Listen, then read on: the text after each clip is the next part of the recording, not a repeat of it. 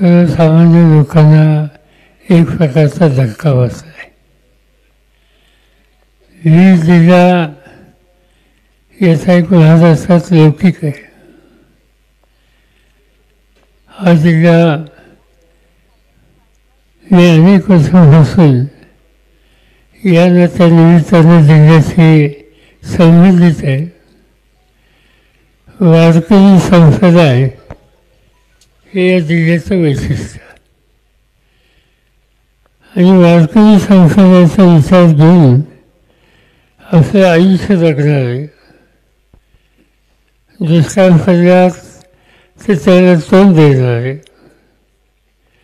महाराष्ट्राच्या साखर उद्योगाला हातभार देणारे त्यासाठी कष्ट करणारे कुणी आहेत हा प्रश्न विचारला तर वीजचा हा उल्लेख त्या ठिकाणी केला जातो. आणि अशा जिल्ह्यामध्ये जे काही घडलं हे कुणाला न फसणारं न सोसणारं अतिशय चमत्कारिक अशा प्रकारचं आहे. त्या तरुण सरपंचाची हत्या झाली. 15 वर्ष लोकांच्या फाशी झालं. त्या पदावर बसण्याचं काम त्यांनी केलं. 15 वर्ष ज्याची निवड झाली त्याचा अर्थ लोकांच्या दैनंदिन सुखदुःखाशी संयम होणारा, वादविवादापासून दूर राहणारा असा हा तरुण कर्तव्यगार लोकप्रतिनिधी म्हणून तुमच्या गावामध्ये काम करतोय. जे काही घडलं त्याच्यात त्याचा काहीच संबंध नसताना कुणी येऊन कुणाला दौंडाची दिली, कुणाला मारहाण केली आणि त्याच्याबद्दलची तक्रार आल्याच्या नंतर त्याची चौकशी ही करण्याची भूमिका घेतली. आणि ती चौकशी का करतो म्हणून कुणी बाहेर यायचं, व्यक्तिगत हल्ला केला आणि शेवटी तो हल्ला हत्येभरून जातो. हे चित्र अतिशय गंभीर अशा प्रकारचं आहे. याची नोंद ही राज्य आणि केंद्र सरकारला घ्यावीच लागेल. लोकसभेचं अधिवेशन काल संपलं आणि गेले 2-4 दिवस आम्ही बघतो तुमचे प्रतिनिधी बजरंग सोनवणे असतील, शिव तडके असतील आणि जे कोणी तिथं खासदार महाराष्ट्राचे आहेत त्यांनी हा प्रश्न उचलून धरला. गृहमंत्र्यांना भेटले, पार्लमेंटमध्ये यांनी स्वतः हा प्रश्न त्या ठिकाणी मांडला आणि इथं न्याय द्या या प्रकारचा आग्रह बजरंग सोनवणे आणि त्यांच्या सगळ्या सहकार्यांनी देशाच्या लोकसभेमध्ये मांडला. त्यांचं भाषण मी ऐकत होतो. मी काही त्यांच्या सभागृहात नाही आहे पण ऐकत होतो. समग्र ते जे काही सांगत होते ते ऐकायच्या नंतर स्थगित झालं. या देशाच्या राज्यात काय चाललं आहे अशा प्रकारचे प्रश्न नंतर लोक विचारायला लागले. हे दुखणं जिथं मांडायला हवं आहे तिथं मांडलं. त्यांनी एकच गोष्ट सांगितली की सूत्रधार याच्या खोलात गेलं पाहिजे. आणि यांचे सगळे सुसंवाद कोणाकोणाशी झाले, तो टेलिफोनवर असेल आणखीन कशावर असेल, ते सगळे त्याची जी काही माहिती आहे ती काढली पाहिजे, त्याच्या खोलात गेलं पाहिजे आणि त्यामधून वस्तुस्थिती ही सगळ्यांच्या समोर ही येईल. हा आग्रह बजरंग सोनवणे, लडके, बाकीच्या सगळ्या सहकार्यांनी देशाच्या पार्लमेंटमध्ये केला. आणि नेमकं हेच काम विधानसभेमध्ये वीरचे आमदार क्षीरसागर त्यांनी मांडला. तुमचे जितेंद्र आव्हाड त्यांनी सुद्धा हा प्रश्न त्या ठिकाणी मांडला. त्यांनी हा कधी विचार केला नाही, ते कोणत्या समाजाचे हा विचार केला नाही.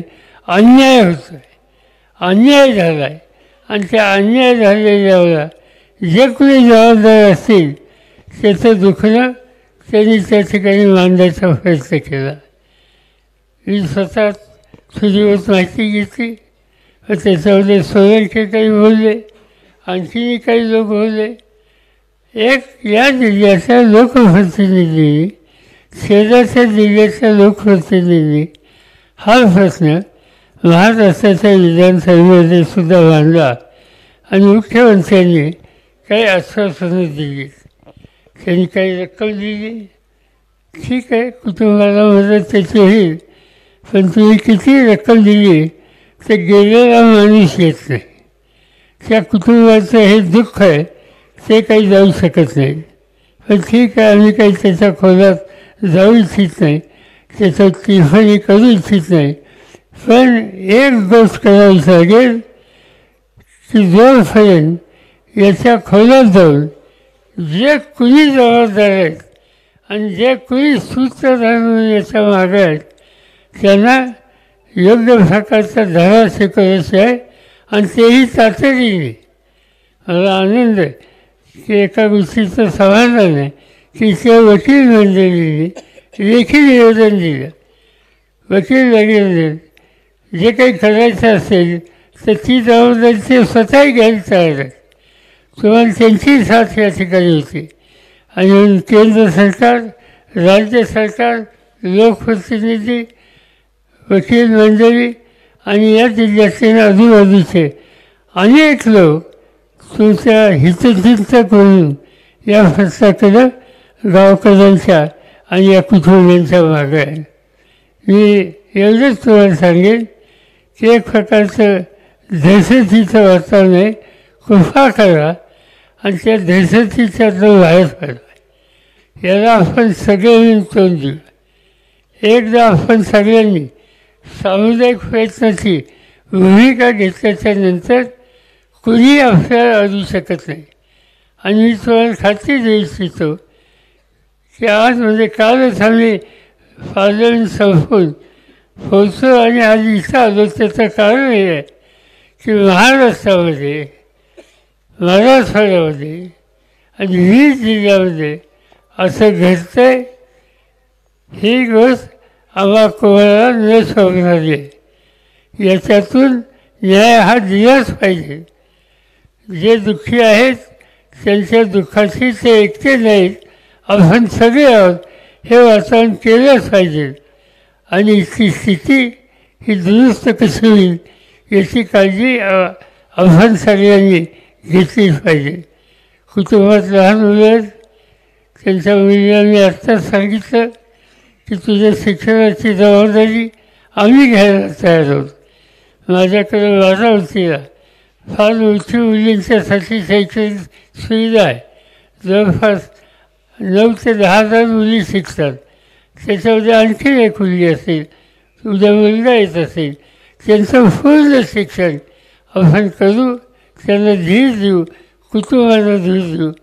त्यांच्या मातोश्री आणि कुटुंबातले इतर घटक आहेत त्यांना आपण सगळे मिळून एक प्रकारचा आधार देऊ आणि हे सांगू की तुम्ही एकटे नाहीत, तुमच्या मागं हा सगळा आम्हा लोकांचा एक प्रचंड संख्येनं वर्ग आहे. आणि त्यामुळे न भिता या सगळ्या जे गेलं आहे, जे झालं आहे ते तर आपण परत आणू शकत नाही, पण निदान धीर देऊ शकतो, आत्मविश्वास वाढवू शकतो. ते एकटे नाहीत ही भावना निर्माण करू शकतो आणि ते काम आपण सगळे मिळून करू एवढंच या ठिकाणी सांगतो. राज्य सरकार, केंद्र सरकार याच्या खोलात जाईपर्यंत आम्ही स्वस्थ बसणार नाही हा विश्वास देतो आणि 2 शब्द संपवतो.